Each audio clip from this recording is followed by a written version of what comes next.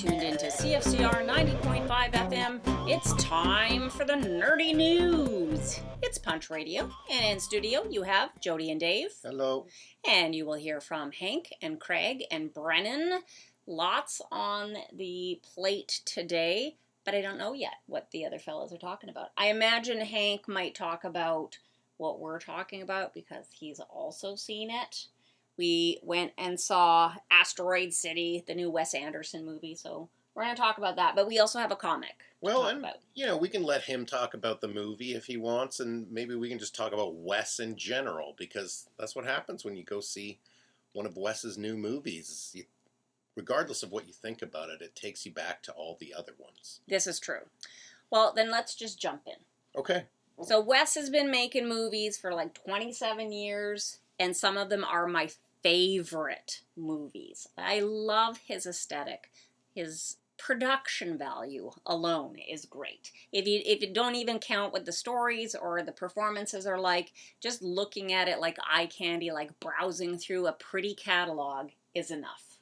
And definitely something I think you're going to want to see in a theater, in a reclining seat with a giant screen, because we haven't been doing that as much lately. And I'm glad we got back into it with a movie like this that's like a Wes Anderson movie that's so visually stunning, where he set everything up to look a certain way, and if you're into that look, you're always going to get something out of his films. Yes, absolutely. This takes place in the desert, so you get big vistas and bright blue skies. So you want to maximize that as much as possible. I have to say though, going to the movie theater, I was really disappointed in the sound quality. The theater was too loud, so it would distort sometimes, and it was just abrasive. Yeah, we even kind of moved around to see if it was just something weird that was happening in our section. Yeah. You know, maybe you get a couple of speakers that are bouncing off of each other, but yeah, we couldn't get away from it, and it's too bad because the music was a pretty cool feature of Asteroid City. Which it always is. He's sort of like Quentin Tarantino that way, in that he has an ability to find little hidden gems or kind of, oh yeah, that song, to really move his picture along. So I'll put you on the spot here. Okay. What is your favorite Wes Anderson movie? It's hard, but I would have to say Rushmore or Royal Tenenbaums. They basically came out back to back, and they both have amazing performances, and it depends on my mood which one of those two is my favorite. And then from there, Moonrise Kingdom and Life Aquatic, I think, are tied. All great. Yeah, Tenenbaums and Rushmore were probably the first ones we saw. Yeah. And then made our way to Bottle Rocket afterward. Correct. So those two, I can see why you would pick, because yeah, there's really nothing like it. You know, you're watching like a new talent on the scene when you're seeing those movies back in the day. But I think your third would be my first. Yeah, and I think Moonrise Kingdom is the one where I enjoy the story the most. It has an excellent story, and you actually are invested in what happens to the two leads. For sure, yeah. Star-crossed lovers, so to speak. I think I love Rushmore because Max Fisher resonates with me. And there's a few little Max Fisher types in Asteroid City. There are actually every single one of Wes Anderson's movies has a Max Fisher in it, basically. Yeah. So I'm assuming that's probably him. It's his projection. There are some problems with Wes Anderson. I mean, I love him, but at the same time, it's a man's world. Yeah. And it's also a very white world. Yeah, very old-fashioned filmmaker in that sense, for sure. Yeah, he's definitely has some issues with women, because daddy issues in every single film, poor or absent mothers. There are not very many admirable women. They're just kind of, they're there to motivate some of the men.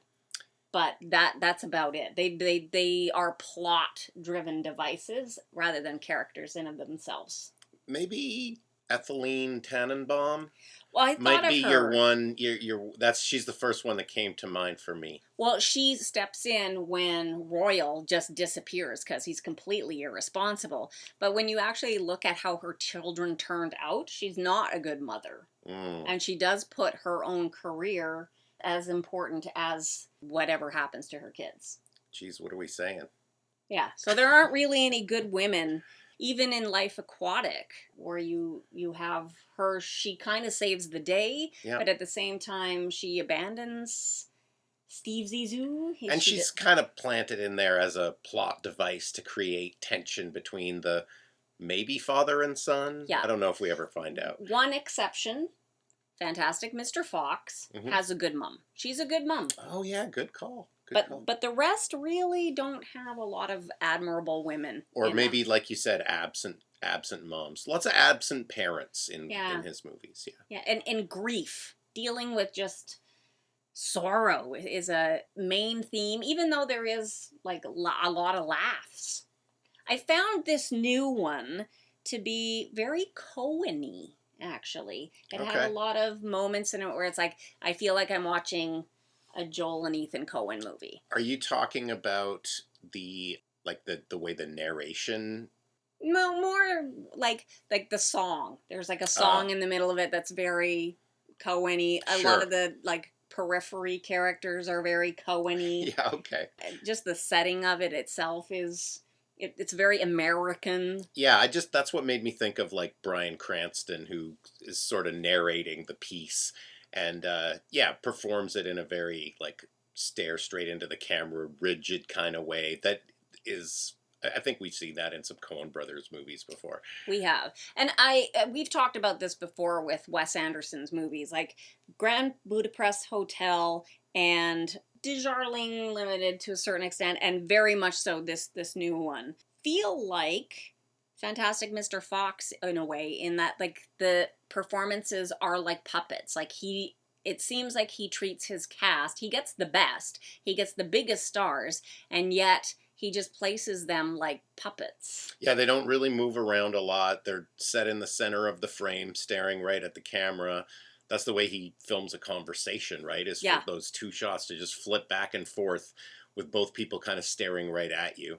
And yeah, I guess, then when you do get like a dance sequence or a chase sequence or something, it's like he's breaking the stillness, and it's really, really easy to dazzle an audience that's just been staring at these headshots for sometimes maybe 10 to 12 minutes in some cases. Yeah. Yeah. I would be really surprised to hear that there was much improv. Like he feels like he is tough. Like not bad to work with, but just that he has a vision. He knows exactly what he wants. He asks for it. He gets what he wants. Yeah, and there were a few times in this movie where I had a little laugh to myself just thinking like, wow, like somebody actually did write that line. Mm-hmm. Yeah. Yeah.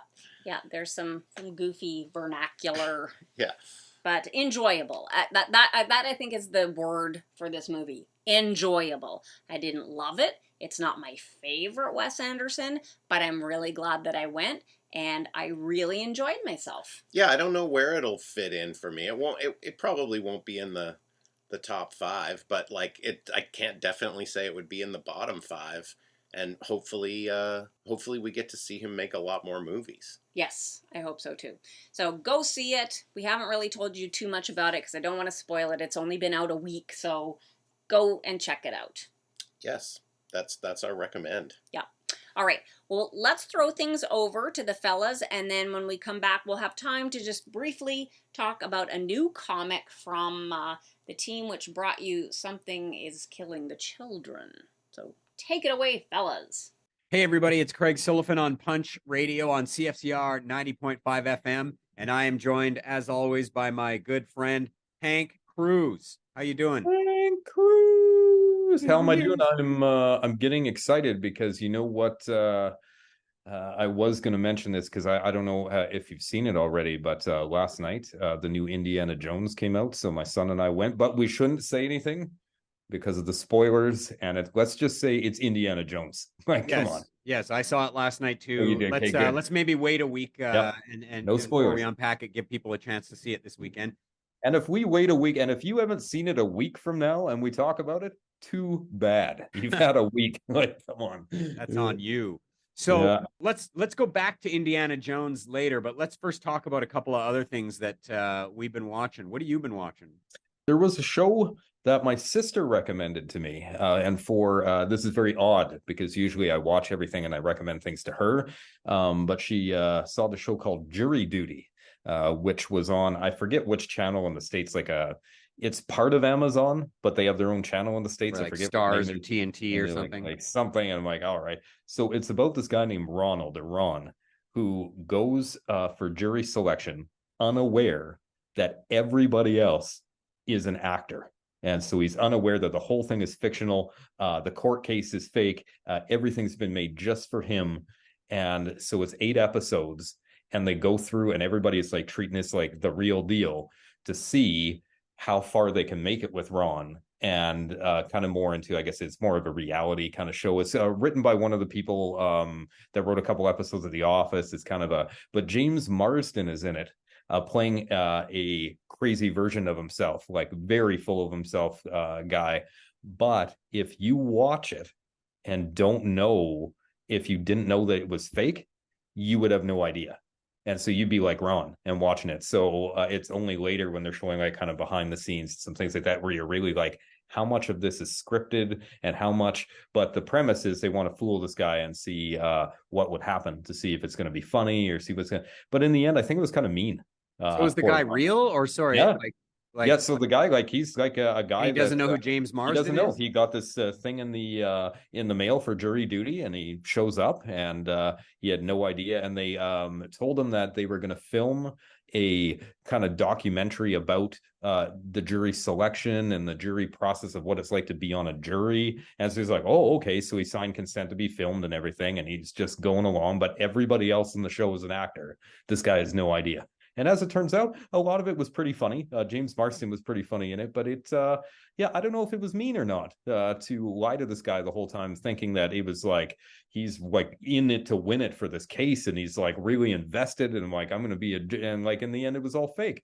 And it's just the look in his face. It's like, what are you talking about? It's like, yeah, sorry, man. Like the whole thing, like this isn't even real at all. I'm like, sounds like something Nathan Fielder would make, right? Like The Rehearsal or something. But yeah, so it's on Amazon Prime now in Canada. So an interesting watch. And then I checked out the first 4 episodes of High Desert on Apple, where Peggy, a former addict who decides to make a new start after the death of her mother, who she was living with in a small desert town in California, she makes a life-changing decision to become a private investigator. So it stars Patricia Arquette. And if you like Patricia Arquette, you will thoroughly enjoy this show because it's Patricia Arquette being pretty like she's like doing her thing here. If you don't enjoy Patricia Arquette, do not press play on this because it's all her. It's all her all the time. And I, in fact, quite enjoy her in numerous roles she's been in. So this one for me is very funny. It's dark, quite enjoyable. So if you like her, check it out. Apple. Nice. That's cool. I recently watched a movie called The Civildead, which is I guess I would call it a bit lower budget of a movie. It's about a misanthropic, struggling photographer whose wife goes out of town, and so he just wants to like watch TV and drink beer and eat candy while she's gone. But this is a bit of a spoiler, but it's not really pretty much the synopsis. But an old friend, I'll just call him, from the town where he lives in LA, and an old friend from the town that he used to live in, who had also moved out to LA, shows up, but it's quickly revealed that this friend is dead. So he's the ghost, basically. And so there's just a whole bunch of rules that come with that. He can't he can't lift objects and stuff, so he can't get indoors. So and the only person that can see him is this guy whose wife's out of town. And like I said, he kind of hates people already. So it's a pretty funny, I don't know if I'd call it a buddy comedy. Like it's dark and obviously that gallows humor, but it is sort of this, funny as they kind of navigate the situation together. I might have taken it some different places. I think there was a whole bunch of things you could have done with this. Like it was a really interesting premise. And they do well with it, but it definitely it gets dark. I'll just say that. So I was just looking up who's in the movie, and I'm excited now because I don't recognize most of these people. Well, and the two guys that star in it, what was the guy's name? It's like Clay Tatum and Whitmer Thomas. In fact, I think they even use their own names in the movie. Like Clay plays Clay and Whit plays Yes, Whit. it's Clay, and Whitmer plays Whit. Yeah, Right. So the and main character, Bud Diaz plays Bud. Yeah, yeah. And the main character is also the director, and then two main characters co-wrote it. So definitely worth checking out if it comes to town here. I had a screener for it, so but I'm sure you'll see it pop up eventually. It's called The Civil Dead. Now, we want to quickly talk. We got a few minutes left here. As we said, Indiana Jones and the Dial of Destiny opens this week. yeah. And we were talking off mic about Indiana Jones and the Kingdom of the Crystal Skull from 2008, which when it came out was heavily panned and lambasted by especially people like us, the fans. And you and I Torn both, apart. yeah, torn apart. I mean, all the You Shia remember? LaBeouf stuff. Sorry, that's that South Park episode where they had George Lucas and Harrison Ford and Steven Spielberg like Right. doing horrible things to each other, or they had them doing horrible things to Indiana Jones, and Right. yeah, it went wow, like everybody just like ripped that thing apart. Yeah. So both of us recently had a chance to rewatch it. What did you think? I think you said you watched it with your son. My son and I went, and he had not been introduced to all things indie. And with the new movie coming out, I'm like, here we go. So we watched all the movies together. He loves it. So when it came to Crystal Skull, I warned him, and I was like, now, when we go to watch this movie, it's not going to be, I said, but, we have to watch it because the new one's coming out. And he loved it. And I actually found it more entertaining. I think maybe because I was watching it with him, but it wasn't as bad as I remembered. Like, sure, you get the Shia LaBeouf and monkeys and trees and swinging around and being dumb, but it wasn't as bad as I remember. Still, I would say out of all of them, not including the new one, to me, it's the worst, but not as bad as I was entertained. So I went, okay, I didn't want to turn it off. Yeah, I think I'm similar. I don't know if I go quite as far as that. I mean, I think I agree with most of what you said, but it's definitely by far still the worst one. The first three are great, and I know some people don't like the second one because it gets too dark and it hasn't held up well to our current times. But I always liked the darkness of that one. But yeah. So Crystal Skull, it has some real silliness in it. Obviously, he gets blown up by a nuclear bomb and lives through that at the start. You mentioned the monkeys and Shia LaBeouf being Tarzan, and there's a whole bunch of other garbage in there. I do like that they bring back Karen Allen as Marion Ravenwood. And I don't even mind that they connected it to like that Shia LaBeouf is his son and all this stuff. But some of the silliness, I was like, this is just too campy. And then I remembered like, well, in Temple of Doom, even like there's the whole scene where they're on the mine carts, and that's pretty campy. But I was like, well, does the darkness of that movie like balance that out somehow? I'm not sure. I just couldn't figure out why one Indiana Jones was allowed to be campy to me and the other one not. But mostly what I noticed this time is it was a bit of an improvement. I was like, okay, it's not quite as bad as I remembered it, but I feel like it felt like an Indiana Jones movie written by AI, where it was like, there was lots of great fun scenes in it. They didn't always come together in the same way that they do. I mean, Raiders of the Lost Ark is studied in screenwriting class. It's one of the best screenplays ever written. So, I mean, it's pretty hard to compare to something like that. But so, yeah, ultimately, we're running out of time here. I hope that the Dial of Destiny is better than Crystal Skull, because as much as I didn't mind it this time around, I think we still got to be better than Crystal Skull by a mile to be good. But yeah, I'll say as a critical reappraisal, it was okay versus like how much I hated it before that. Yep, because I was angry. I was angry when I saw it in the theater, and I did not watch it again until watching it. And then now I'm like, yeah, all right. Even the alien stuff, I'm like, okay, it was. No, I didn't mind that stuff either. I know like, that was a sticking point for people, but okay, well, that's all the time we got for today. We're going to throw back to Jody, and we'll talk about Dial of Destiny next week. Goodbye. So it was Brennan's birthday this week, and he did not get his segment done. So in lieu of that, we want to make an announcement and play you a song. Amazing Stories has been nominated once again for an Eisner Award, and actually this year so has another comic store in Saskatoon. Quentin's on 8th Street has also been nominated, so we both made the first cut, so we're down to 28 stores. And then later in July, they will announce the top 5.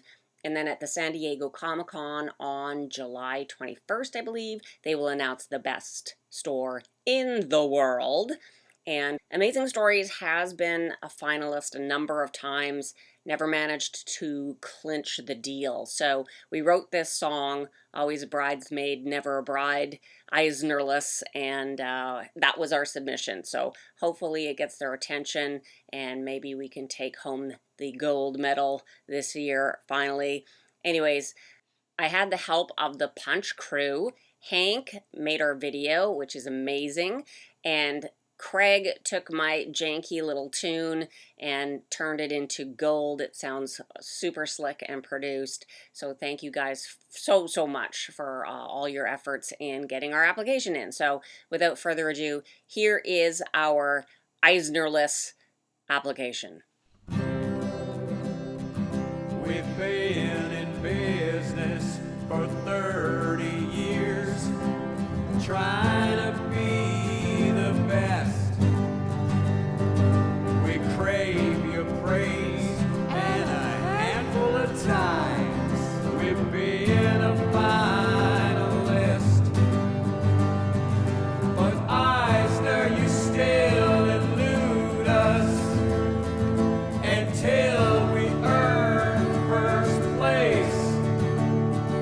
We'll never feel whole. Your prizes are gold. Please let us win this race. Eisnerless, always a bridesmaid, never a bride. Eisnerless, we still wear our nominations with pride. We've come so close to wear the crown. Eisner, when you gonna lock us down? New kids without a block, Bob Ross without a smock, Big Ben without a clock. We're Eisnerless, like a treat without a trick, like a gooseless maverick. Eisner, won't you pick us for your prize? Eisnerless, never a bride, always a maid. Eisnerless, is there a bride waiting to be paid? What does it take to top your list? We're champions with a raised fist. Like a tiger without a stripe, REM without a stipe, Mario without a pipe. We're Eisnerless. Winnie the Pooh without his honey, we're just a Cher without her sonny, an energized list bunny. Eisnerless. Eisnerless, always a bridesmaid, never a bride. Eisnerless, we wanna win, we've tried and tried. Feeling like a cat without its terror. Eisner, when will we be together? Shakespeare without a sonnet, Bo Peep without her bonnet. We promise not to pawn your precious prize. Thor without his hammer, Crooks without the slammer. Our lammy's lost its jammer till we rise. Eisnerless, don't jilt us at the altar. Eisnerless, like a dude without his Walter. You've said we're worthy of recognition. Eisner, put your keys in our ignition. Another loss would be a bit of pill, like small thing without chlorophyll, or a savior without nativity. Eisner, please reward our creativity. So we're no longer Eisnerless. Eisnerless. Please, can you give us that Eisner? All right, thank you guys. So a new comic came out this week called The Oddly Pedestrian Life of Christopher Chaos. It's based on an idea by James Tinian IV, and he has been just like writing a ton lately. So the script is by Tate Bromble, and the art is by Isaac Goodhart. And it's about a kid. His name is Christopher, and he is kind of a mad scientist. He's a teenager. He's going through the angst that teenagers go through. Heavy. But at the same time, he has a remarkable gift for science, and he sees the world differently, it causes him a lot of angst. And he is a genius, and he is able to put it to good use, but it makes his life really hard. Okay, I'm going to put you on the spot again. Is Christopher Chaos a superhero comic? I think so. Yeah, it's hard to tell from just issue number 1. He does have powers. Yes. He's maybe set up by the narrative to be heroic because there's a lot of like fourth wall breaking stuff going on. Yep. And, the style of this comic is a little different in that way. But it's not, we can't definitively place this in like superhero territory just yet. Not yet. He does Super have abilities maybe, and a noble intent maybe, but I don't know if it's super or hero yet at this point. He has an opportunity to be courageous and flees, and then feels really guilty about it. True. So that might propel him to do more in the future.